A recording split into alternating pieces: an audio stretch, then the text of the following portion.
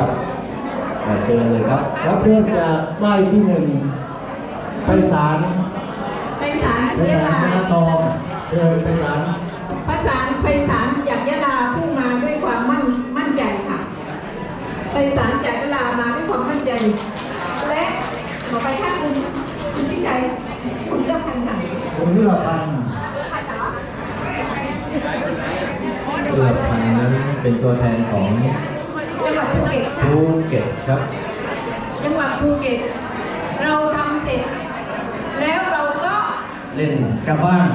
เหรอภูเก็ตทำเสร็จแล้วก็กินให้ที่นี่เจเวงศักดิ์เพื่อนที่รัก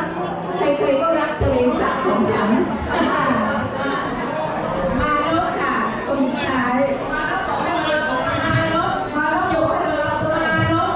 จบการจากที่สงขลาสุราเพราะมีมานพ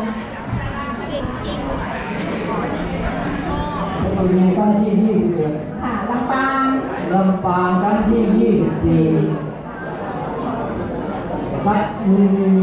ตัวเลข6ครั้งที่จัดอยู่ทุกครั้งที่เรานั่งนะครั้ะงที่36ครับเรายกมาเป็นตัวอย่างค่ะปัญญาแล้วโอกาสดีเป็นอย่างยิ่งครับประธานจัดงานครั้งที่36จะได้ขึ้นสู่เวทีเพื่อกล่าวเปิดงานขอเสียงปรบมือดังๆต้อนรับประดิษฐ์สุขขุมครับผู้นุ่มนวลใน